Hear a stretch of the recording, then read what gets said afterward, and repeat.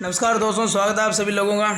तो आज हमने हरियाणा लाइनमैन का क्वेश्चन पेपर सॉल्यूशन करने वाले हैं उसका, और इसके अंदर 120 क्वेश्चन है। आज हमने केवल 40 क्वेश्चनों का हल करेंगे।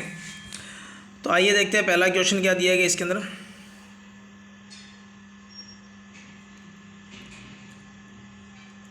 सभी क्लास को लाइक करेंगे, शेयर करेंगे। देखो, पहला जो आपको क्वेश्चन दिया गया है वो ये दिया गया है कि जो स्विच होगा वो किस प्रकार की वायर के साथ जुड़ा होना चाहिए। आपको ये बताना है कि जो स्विच होगा उसको किस वायर के साथ कनेक्ट करेंगे। फेज के साथ करोगे, न्यूट्रल के साथ करोगे, या दोनों के साथ कनेक्ट किया जा सकता है, या इनमें से कोई नहीं। बहुत ही सिंपल क्वेश्चन है ये। तो सभी स्टूडेंट अपना आंसर देंगे।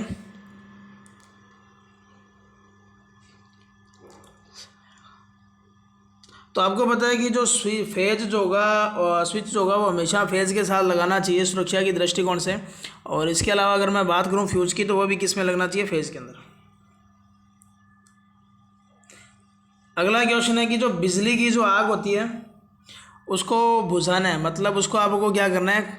बिजली की आग को बुझाना है। तो आप लोग किस प्रकार के अग्निशामक यंत्र का इस्तेमाल करेंगे? वाटर का यूज़ करेंगे, फोम का करेंगे, केमिकल का करेंगे, कार्बन डाइऑक्साइड एक्सचेंजर का करेंगे। तो यहाँ अपना करेक्ट आंसर बताइए क्या रहेगा। तो इस क्वेश्चन का जो राइट आंसर होगा वो डी होगा। तो कार्बन डाइऑक्साइड का यूज़ करेंगे। इसके अलावा ड्राई पाउडर का भी यूज़ किया जा सकता था। अगला क्वेश्चन है कि जो फाइल्स होगी वो किसकी बनी होगी, यानी कि जो फाइल होगा वो उसमें मटेरियल जो यूज़ करेंगे, मेटल यूज़ करेंगे, वो कौन सा होगा? कास्ट आयरन का यूज़ करेंगे, या रफ आयरन का यूज़ करेंगे, रोट आयरन का यूज़ करेंगे, निकल स्टील का करेंगे, हाई कार्बन स्टील का यूज़ करेंगे। सिंपल क्वेश्चन है। आपको ये पता होना चाहिए कि जो फाइल्स होगी वो कटिंग औजार के अंदर काउंट किया जाता है। और कटिंग औजार जो हो गया आपका वो किस धातु का बना होगा, ये आपको यहाँ से जानकारी होना ज़रूरी है। तो यहाँ इस क्वेश्चन का जो राइट आंसर होगा वो होगा हाई कार्बन स्टील का यूज़ करेंगे। अगला क्वेश्चन आपको दिया गया है कि जो स्टील रूल होगा, ठीक है, वो किसका बना होगा? उसके अंदर जो मटेरियल यूज़ करेंगे, मेटल यूज़ करेंगे, वो कौन सा होगा? स्टेनलेस स्टील होगा, माइल्ड स्टील होगा, ब्रास यानी कि पीतल होगा, या कॉपर होगा? तो यहाँ इस क्वेश्चन का आंसर बताइए क्या रहेगा। सभी क्लास को लाइक करेंगे, शेयर करेंगे, और जहाँ भी आपको डाउट लगे उसका कमेंट ज़रूर करेंगे। तो स्टील रूल जो होगा ये हमेशा ध्यान रखना स्टेनलेस स्टील का बना होगा, और उसके ऊपर लिखा भी होता है ये। तो इस क्वेश्चन का ये राइट आंसर होगा। अगला क्वेश्चन एक सिंपल न्यूमेरिकल है कि 220 वोल्ट की आपूर्ति एक हीटर जो जोड़ रखा है वो 6 एम्पियर की धारा लेता है। तो रेजिस्टेंस बताना उसका कितना होगा। तो 38.31 ओम होगा, 38.33 होगा, 40 ओम होगा, या 52.3 ओम होगा। तो आपको वोल्टेज दे रखी है, करंट दे रखी है, और आपको रेजिस्टेंस पूछा है। तो सभी आंसर देंगे। तो यहाँ आपको कुछ नहीं करना, 220 होगा उसको 6 से डिवाइडेशन करना है, क्योंकि आर जो होगा V/I होगा। और इसको मैं अगर 2 से काट देता हूँ तो 110 आएगा, इसको काटूंगा तो 3। तो 40 थी, 120 होगा, ये होगा नहीं, तो 38 पॉइंट समथिंग आएगा।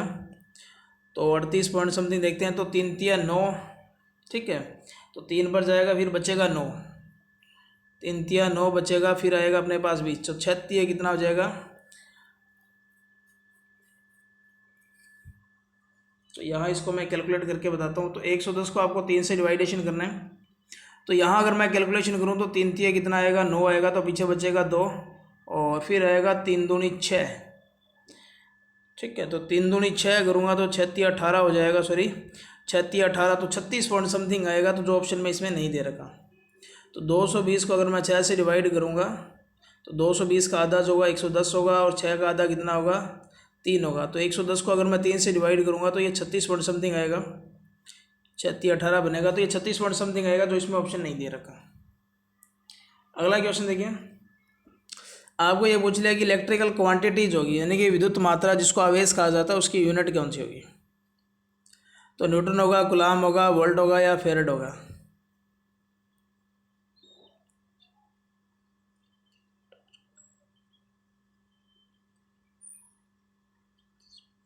तो इलेक्ट्रिकल चार्ज की आपको पता है क्या रहेगा? कूलाम रहेगा। ये बल्क की यूनिट रहेगी यहाँ से, और ये वोल्टेज की रहेगी, और ये किसकी रहेगी? धारिता यानी कि सी की रहेगी। अगला क्वेश्चन देखिए। अगले क्वेश्चन में आपको ये बताना है कि जो 1 किलोवाट घंटा जो होगा, 1 किलोवाट घंटा जो होगा वो किसके बराबर होगा?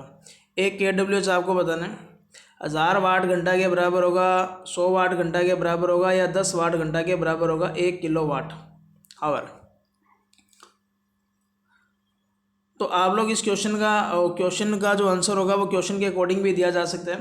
देखो वाट आवर को यहीं छोड़ना है, जैसे ऑप्शन में दे रखा है वाट आवर वैसे ही पड़ा है यहाँ पर इस तरीके से। आपको बस ओनली किलो को चेंज करोगे, और किलो को अगर मैं चेंज करूँगा तो 1000 रहेगा, तो 1000 वाट घंटा होगा, तो बी इस क्वेश्चन का राइट आंसर होगा। अगला क्वेश्चन आपको दे रखा है कि जो कार्य करने की जो क्षमता जो होती है, यानी कि कैपेसिटी आपसे पूछा गया है कि वो क्या होगी। ठीक है, तो यहाँ ये क्वेश्चन थोड़ा सा मैं आपको बता देता हूँ। कार्य करने की कैपेसिटी इसने पूछी है, तो ये इसका ऑप्शन गलत है। यहाँ पर इसका एनर्जी होगा जो ऑप्शन में नहीं दे रखा, और कार्य करने की दर अगर पूछे तो ये वाट होगा, पावर होगी। तो कार्य करने की जो क्षमता होगी वो ऊर्जा होती है, और कार्य करने की जो स्पीड होगी, दर जिसको बोलेंगे, वो पावर होगी, और उसकी यूनिट अगर मैं बताऊँ तो उसकी कौन सी होगी, ठीक है, वाट होगी। तो यहाँ कार्य करने की क्षमता आपसे पूछा गया है, तो इसकी जो होगी वो अपना एनर्जी रहेगा, और एनर्जी की यूनिट होती है वो जूल होती है, जो कि ऑप्शन में नहीं दे रखा। और कार्य करने की दर अगर पूछता तो वाट होता, क्योंकि पावर होती है वो कार्य करने की दर शक्ति कहलाती है। अगला क्वेश्चन देखिए, आपको यूनिट पूछा है, वोल्टेज की यूनिट क्या होगी। वोल्ट होगी, ओम होगी, एम्पियर होगी या वाट होगी। तो वोल्टेज की यूनिट काफ़ी सिंपल है, और इसका किसी भी स्टूडेंट का आंसर गलत नहीं आना चाहिए। तो यहाँ इस क्वेश्चन का जो राइट आंसर होगा वो क्या रहेगा, वोल्ट रहेगा। तो ए इस क्वेश्चन का करेक्ट आंसर होगा। अगला क्वेश्चन है कि एक कार जो है वो 6 एम्पियर की धारा लेती है, और 3 ओम का लोड जुड़ा है, तो उसकी वोल्टेज कितनी होगी। यानी कि आपको करंट दे दिया, आपको रेजिस्टेंस दे दिया, और आपको वोल्टेज उसकी पूछा है, तो उसकी वोल्टेज बताइए कितना आएगा। तो फार्मूला इसका पता होना चाहिए, V बराबर जो होगा वो I/R होगा। I का मान 6 और R का मान 3 है, तो दोनों का मल्टीप्लाई करेंगे तो कितना आएगा, 18 वोल्ट। अगला है कि सोल्डर द्वारा जोड़ों को जोड़ने से क्या बढ़ता है। अगर आप लोग सोल्डरिंग करोगे किसी भी चीज़ पर, तो उसकी क्या चीज़ बढ़ेगी, उसकी कंडक्टिविटी बढ़ेगी, डक्टिलिटी बढ़ेगी, टेंसिल स्ट्रेंथ बढ़ेगी या रेजिस्टेंस बढ़ेगा। तो यहाँ से बताइए इसमें से कौन सी चीज़ आपकी बढ़ेगी। तो जोड़ जो होगा उसकी आप लोग जो बढ़ाते हो वो चालकता को बढ़ाते हो या उसकी यांत्रिक सामर्थ्य को बढ़ाओगे। तो चालकता ऑप्शन आपको दे रखा, तो आप लोग चालकता करोगे। तो इस क्वेश्चन का ए इसका राइट आंसर होगा। अगला है कि जोड़ों को जोड़ने से पूर्व किसकी सहायता से सतह को साफ करना चाहिए। तो जोड़ आपको बताना है कि अगर जोड़ कर रहे हो तो उसको किसकी सहायता से साफ करना चाहिए, केरोसिन से, सैंड पेपर से, नाइफ से या फाइल से। किसी भी चीज़ पर अगर आप लोग जोड़ लगा रहे हो तो उसको जोड़ने से पहले किस चीज़ की सहायता से उसको साफ करोगे। तो सैंड पेपर जो होगा उसका यूज़ करेंगे अपने। तो इस क्वेश्चन का सी राइट आंसर होगा। अगला आपको बताना है इनमें से विद्युत का अच्छा चालक कौन सा नहीं है। तांबा नहीं होगा, चांदी नहीं होगी, एल्यूमिनियम नहीं होगा या पीवीसी नहीं होगा।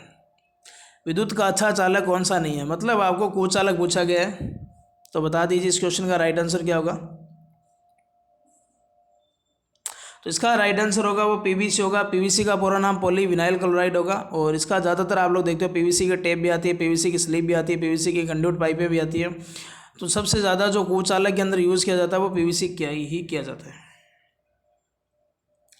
अगला क्वेश्चन देखिए, अच्छा क्वेश्चन है ये कि 1.80 mm अगर किसी चालक का व्यास है तो उसका क्रॉस सेक्शन एरिया आपको बताना है, मतलब एरिया आपको बताना है। 0.78 mm स्क्वायर होगा या 1.5 mm स्क्वायर होगा या 2.5 mm स्क्वायर होगा या 1 सेमी स्क्वायर होगा। तो इसका मैं आपको फार्मूला बता देता हूँ, फिर आप लोग कैलकुलेशन कीजिए। किसी भी कंडक्टर का जो क्रॉस सेक्शन एरिया जो होता है वो वर्त के एरिया के समान होगा। तो इसका मतलब पाई आर का स्क्वायर यूज़ करेंगे। पाई की जगह 22/7 रखिए, और त्रिज्या जो होगी इस व्यास का आधा कर दीजिए, 0.90 करेंगे, और इसकी कैलकुलेट करके देखिए इसका राइट आंसर क्या होगा।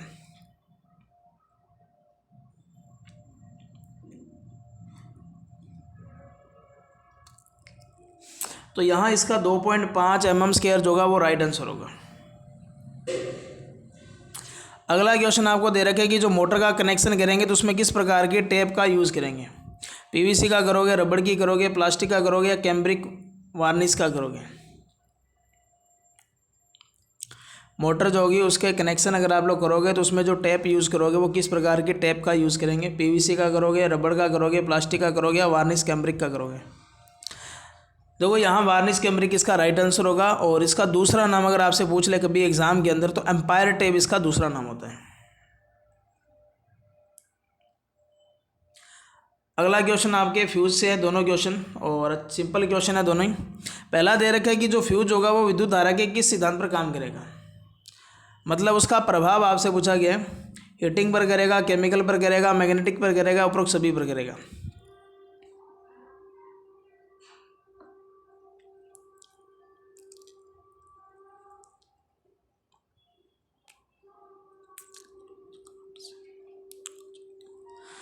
तो यहाँ इस क्वेश्चन का राइट आंसर होगा वो हीटिंग होगा, क्योंकि जब धारा प्रवाह करोगे तो हीट की वजह से वो क्या करेगा, पिघलेगा। और फ्यूज तार का गलनांक और उसका रजिस्टिविटी दोनों कम होना चाहिए। अगले क्वेश्चन के अंदर आपको जो दिया गया है कि जो HRC फ्यूज होगा उसका फ्यूजिंग फैक्टर क्या होगा, तो 1.8 होगा, 1.5 होगा, या 1.1 होगा, या 1.4 होगा। तो यहाँ इस क्वेश्चन का आप लोग बताइए राइट आंसर क्या होगा।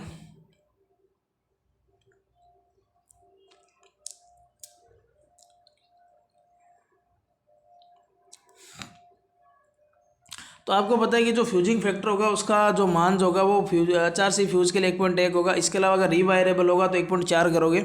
और इसका फार्मूला अगर आपसे पूछे तो आपका आएगा मैक्सिमम फ्यूजिंग करंट बटा में कितना आएगा, रेटेड करंट। तो इसका फार्मूला रहेगा। तो यहाँ पर इसका फ्यूजिंग मैक्सिमम फ्यूजिंग करंट आएगा ऊपर, ऊपर मैक्सिमम फ्यूजिंग करंट आएगा, नीचे रेटेड करंट आएगा उसका। तो इस क्वेश्चन का जो राइट आंसर होगा वो 1.1 होगा। अगला क्वेश्चन देखिए, आपको दे रखा है कि किरचॉफ के किस नियम के अनुसार किसी भी बिंदु पर धारा का मूल्य होगा, लूप के किसी भी बिंदु पर धारा का मूल्य क्या होगा। मतलब आपको लूप के अंदर धारा का मूल्य बताना है, शून्य होगा, ऋणात्मक होगा, धनात्मक होगा, या इनमें से कोई नहीं। काफ़ी सिंपल क्वेश्चन है ये।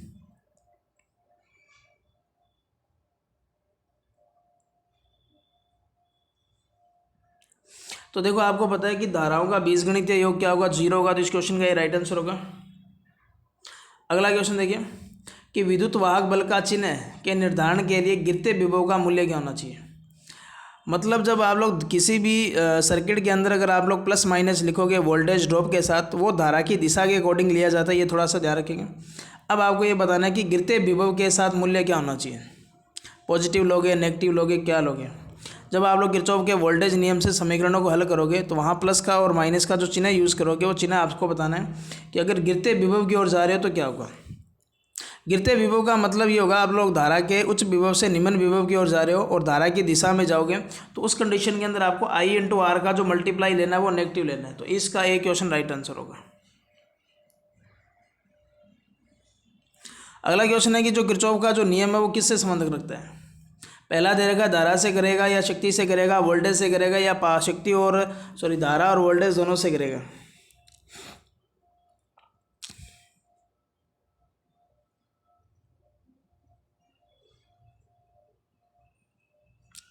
तो यहाँ आपको पता है कि एक जो नियम होगा, पहला नियम वो धारा से संबंध रखता है, दूसरा वोल्टेज से। तो आपका डी आंसर राइट होगा।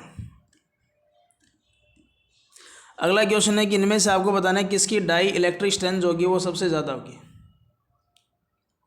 तो डाई इलेक्ट्रिक स्ट्रेंथ आपको बताना है किसकी ज़्यादा होगी।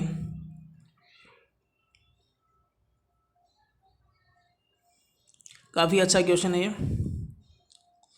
तो यहाँ एयर की तो मैं आपको बता देता हूँ 3 kV प्रति mm तक होती है। इसके अलावा जो अपना अब्रक जो होता है उसकी 20 से 60 होती है, माइकानाइट की 20 से 40 होती है। इसके अलावा जो अपना वल्केनाइज रबड़ जो होता है उसकी अगर मैं बताऊँ तो 17 से 21 होता है। कागज़ की 3 से 10 के बीच में होती है। तो कांच की इससे थोड़ी सी ज़्यादा होती है। तो कांच इस क्वेश्चन का अपना राइट आंसर होगा।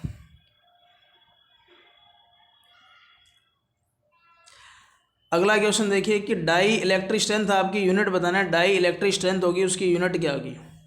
तो केवी प्रति mm के अंदर होगी, जूल प्रति मीटर स्क्वायर के अंदर होगी, कूलाम प्रति मीटर स्क्वायर के अंदर होगी, न्यूटन प्रति किलोमीटर के अंदर होगी, न्यूटन वाट प्रति किलोमीटर के अंदर होगी।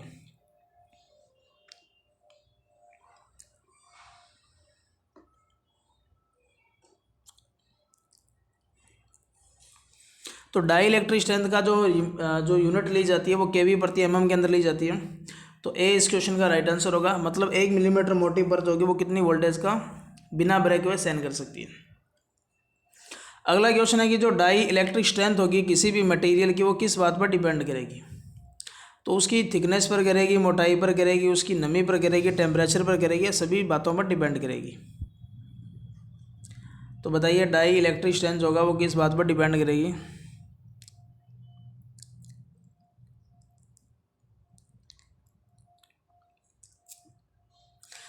तो ये सभी बातों पर डिपेंड करती है। इसके अलावा ये वोल्टेज पर भी डिपेंड करेगी, फ्रिक्वेंसी पर भी करेगी। ये 2 बातें और भी याद रखोगे तो डी इस क्वेश्चन का राइट आंसर होगा।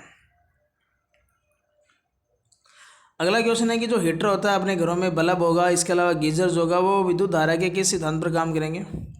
चुंबकीय प्रभाव पर काम करेंगे, तापीय प्रभाव पर काम करेंगे, एक्सरे सिद्धांत पर काम करेंगे, या रासायनिक प्रभाव पर काम करेंगे। तो बल्ब हो गया, हीटर हो गया, गीज़र हो गया, ये आपको बताना है। दूसरी बात, बल्ब को आपको बाहर निकाल दीजिए। बल्ब आपको प्रकाश और ऊष्मा दोनों देता है, ठीक है, हीट दोनों देता है ये। और अगर हीटर की बात करें, अगर अपने गीज़र की बात करें, तो ये दोनों के दोनों ऐसी युक्तियाँ जो काम क्या करती हैं, ऊष्मा उत्पन्न करने का काम करती है। तो इन दोनों के जो सिद्धांत होंगे वो किस पर करेंगे, इन तीनों के वो हीटिंग पर करेंगे। तो 20 क्वेश्चन का राइट आंसर होगा। और ये सिद्धांत अगर पूछ ले तो किसने दिया, तो ये जूल ने दिया।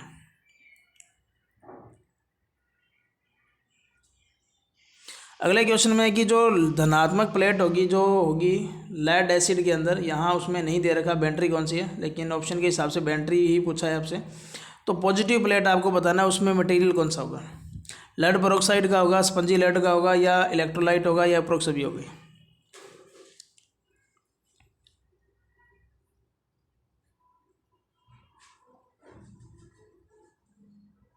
तो यहाँ देखो मैं आपको बताता हूँ, जो एक्टिव मटेरियल होगा पॉजिटिव प्लेट का वो लेड पेरोक्साइड होगा, PbO2 से इसको लिखा जाता है।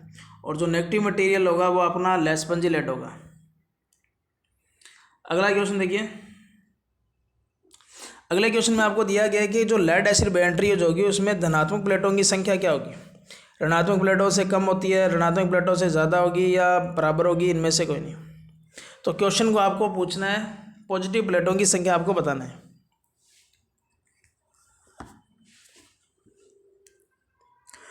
अगर मान लीजिए आपके पास 11 प्लेटें हैं, तो उसमें जो 6 प्लेटें होगी वो नेगेटिव होगी और 5 प्लेटें क्या होगी, पॉजिटिव होगी। इसका मतलब पॉजिटिव प्लेट हमेशा कम होगी, तो इसका मतलब नेगेटिव प्लेट से एक कम होगी। तो इसका ए इसका राइट आंसर होगा।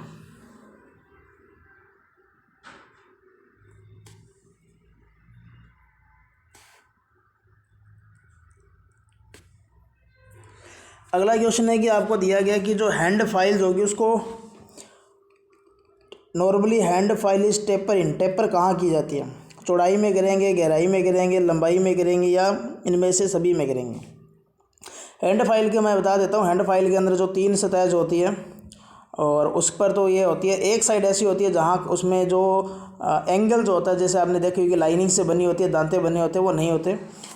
और इसको अगर टेपर अगर आपसे पूछे, किसी भी फाइल का जो टेपर किया हुआ भाग होगा वो आगे वाला भाग होता है, मतलब ये बड़ा भाग होगा, और इसको हमेशा चौड़ाई से टैप करेंगे। तो इस क्वेश्चन का ए राइट आंसर होगा। अगला क्वेश्चन है माइक्रोमीटर का वर्किंग सिद्धांत आपसे पूछा गया है। तो गियर का अनुपात के सिद्धांत पर करेगा, 2 पैमानों के अंतर के सिद्धांत पर करेगा, रैंक और पिनियन पर करेगा, या नट बोल्ट के सिद्धांत पर काम करेगा। माइक्रोमीटर से बहुत ही सूक्ष्म माप को लिया जा सकता है। 0.01 mm इसकी एक्यूरेसी होती है। तो माइक्रोमीटर अगर आपसे पूछ रहा है तो इसका नट बोल्ट का सिद्धांत होगा। जिस तरीके से नट बोल्ट को आप लोग कसने का काम करते हो, उसी तरीके से जब आप लोग माइक्रोमीटर का यूज़ करोगे तो उसके यूज़ के अंदर उसी तरीके का इस्तेमाल किया जाता है। तो ये नट बोल्ट के सिद्धांत पर काम करेगा। अगला क्वेश्चन देखिए, अच्छा क्वेश्चन है ये भी, कि 2 ब्लेड है, उसके 2 दांतों के बीच की दूरी क्या कहलाती है। मान लीजिए अपने पास क्या है, एक ब्लेड है इस तरीके से, उसके ये 2 दांतों के बीच की mm के अंदर कुछ ना कुछ दूरी होती है। उस दूरी को आप लोग क्या बोलोगे, लीड बोलोगे, पिच बोलोगे, मार्जिन बोलोगे, इनमें से कोई नहीं बोलोगे। देखो क्लास को आप लोग शेयर जरूर कीजिए और क्लास को लाइक करना ना भूलें। तो इस क्वेश्चन का आंसर दीजिए। और मैंने आपको लाइव का ज़रूर बताया कि आप लोग लाइव का अगर सिस्टम सेट हो रहा है तो आप लोग ज़रूर मेरे को बताइए, क्योंकि लाइव का एप्लीकेशन नहीं मिल रहा जिस पर हमने लाइव लगाया जा सके। तो इसका जो आंसर होगा वो पिच होगा, इसको पिच बोलेंगे। अगला है कि जो हेक्सा ब्लेड होगी उसकी शेप कैसे होगी। अभी मैंने आपको हेक्सा ब्लेड आपको दिखाया था इस तरीके से, ठीक है। तो ये हेक्सा ब्लेड जो होगी इसकी ये जो दांते जो होते हैं इसकी आपको बताना है ये किस तरीके से होती है। जिगजैग होगा, मुड़ा हुआ होगा, गोल होगा या ट्रायंगुलर होता है। अगर आप लोगों ने ड्राइंग पढ़ा होगा तो ड्राइंग के अंदर एक लाइन आती है जिसको फ्री हैंड किया जाता है और ये जिगजैग लाइन होती है। अगर किसी भाग को काट दिया गया और वो उसकी पूरे भाग को ना दर्शाएगा, उसके छोटे भाग को अगर रिप्रेजेंट करोगे तो जिगजैग लाइन होती है। तो यहाँ इस क्वेश्चन का जिगजैग लाइन आंसर होगा, तो ये जिगजैग लाइन होती है। इस तरीके से जिगजैग आपने देखा होगा।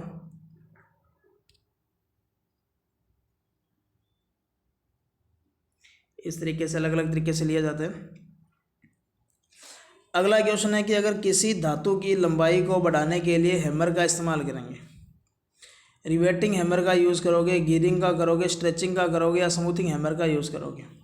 अगर आप लोग क्या करोगे, किसी भी सीट है उसकी चौड़ाई को, उसकी लंबाई को अगर इंक्रीज़ करना है, उसकी लंबाई को बढ़ाना है, तो आप लोग किस हैमर का यूज़ करेंगे, ये आपसे क्वेश्चन में पूछा गया है।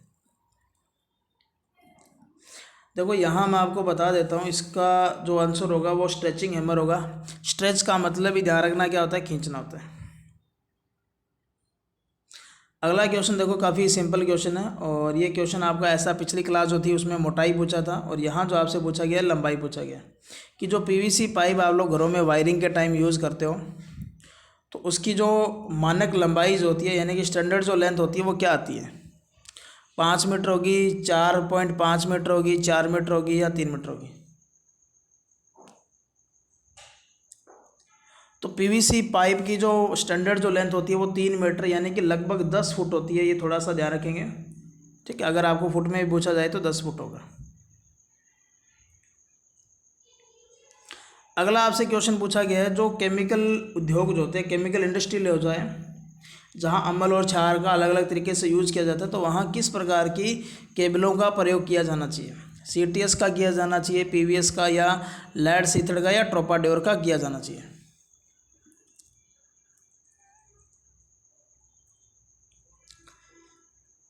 तो आपने लेड सीथड़ पढ़ा होगा क्योंकि लेड एक ऐसी धातु जो होती है जिस पर अम्ल और क्षार का इफेक्ट नहीं होता, तो लेड सीथड़ का यूज़ किया जाना चाहिए।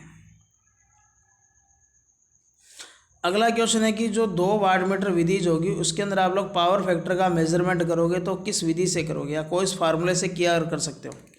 देखो यहाँ आपको 4 ऑप्शन दिए गए हैं।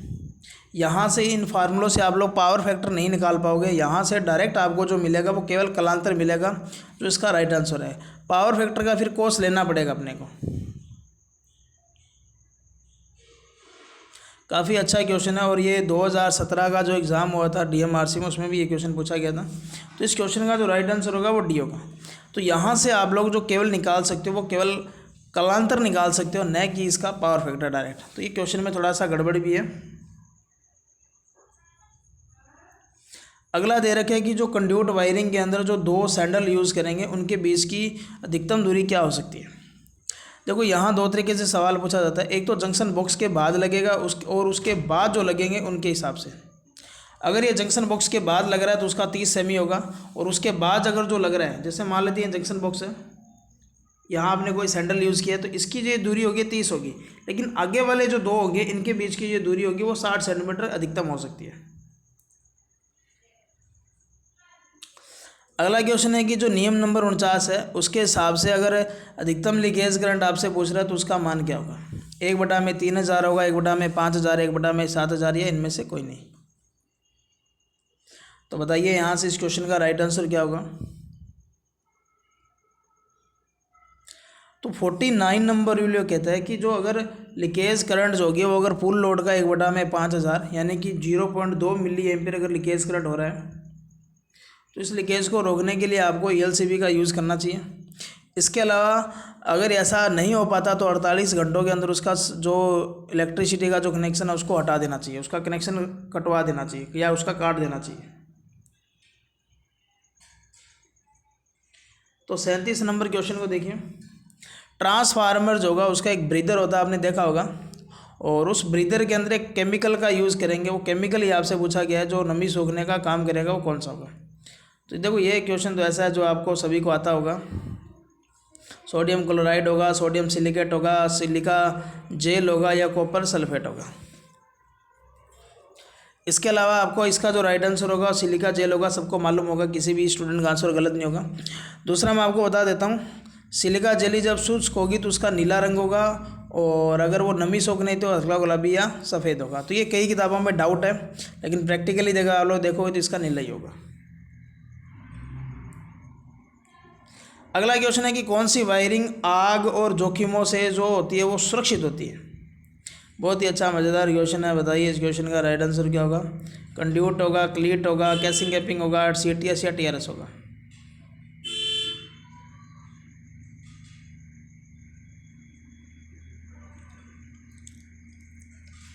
देखो इस क्वेश्चन का जो राइट आंसर होना चाहिए था वो कंड्यूट कंसील्ड होना चाहिए था, क्योंकि कंड्यूट पाइप तो सरफेस पर भी की जाती है और अंदर भी की जाती है। जो दीवार के अंदर की जाती है वो कंड्यूट कंसील्ड होगी। तो यहाँ इस क्वेश्चन का ए राइट आंसर करना पड़ेगा।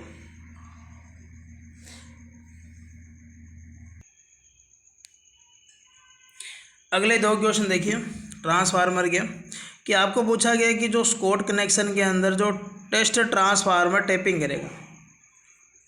टेस्ट ट्रांसफार्मर का मतलब यहाँ टीजर ट्रांसफार्मर होगा,